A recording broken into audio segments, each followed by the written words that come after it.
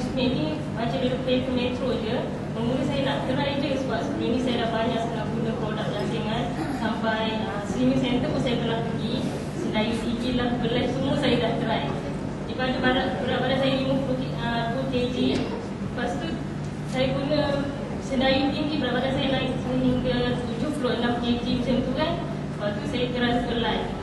Dia pun tak serasi dengan badan saya. Berat badan saya naik lagi ke 81, kemudian naik lagi ke 84 dan akhir sekali 86 kg.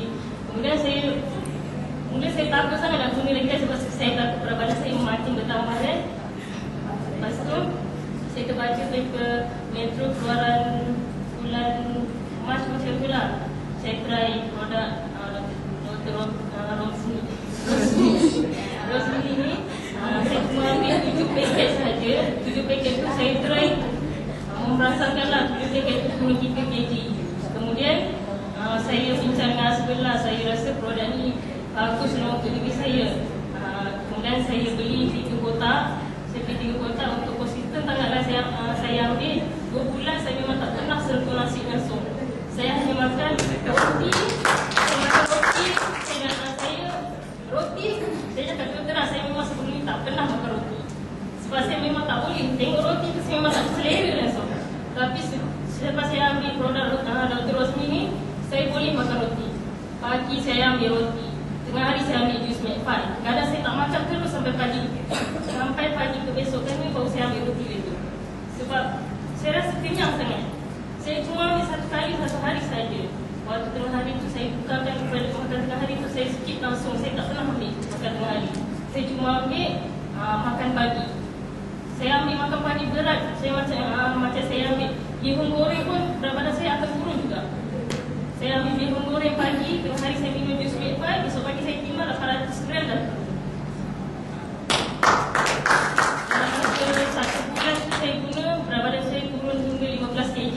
Saya balik kampung, mak mentua saya cakap saya sakit. Dia kata saya sakit lah sebab saya turun mendadak sangat. Sebelum dijumpa saya lah, sebelum saya guna produk ni, saya memang gemuk. Bila saya jalan, kaki saya rasa sakit. Bila saya nak pakai baju biasalah kan, kita pakai baju semua sebisa mungkin tu memang nampak lah, semua daya semua nampak lah kan. Saya balik sebulan, mak mentua saya siap cakap dengan saya, ni cuma bawakan budak ke lah, sampai saya kurus sangat lah. Kurus, lepas tu sebulan lagi saya ambil, turun lagi 10 kilo lah. Kemudian saya stop makan jus Medfine. 1 bulan saya makan seperti biasa saja, tapi saya stay turun 1 kg. Saya pelik sangat lah sebab dia memang berkesan sangat. Walaupun saya tak ambil jus Medfine, saya tak makan 1 hari pun, besoknya saya timbang, memang stay akan turun juga berat badan saya. Saya punya badan memang cepat naik sangat. Kalau saya makan hari ni 2 sudu nasi je cukup lah, boleh naik 1 kilo. Hari ni saya makan 2 sudu nasi, besok lagi saya timbang, saya boleh naik 1 kilo. Cepat naik dan cepat sangat turun. Tapi saya terima kasih sangatlah kepada Dr. Romzi. Sebelum ni saya tak pernah berniaga sebab saya malu. Saya memang pemalu. Saya nak jumpa orang, saya malu. Bila saya berhenti kat stesen Petronas pun saya suruh saya pergi bayarkan minyak ke. Sebab saya malu sangat jumpa orang. Tapi selepas saya guna produk Dr. Rosmi ni, saya memang tak percayalah. Jalan kat KL tu saya baru sangat, tapi saya boleh tahu semua jalan kat KL tu. Sebab saya dah hantar barang selalu, mana jalan yang saya tak tahu semua saya tahu. Daripada port zero lah, sekarang ni insyaAllah saya sampai ke 5 angka.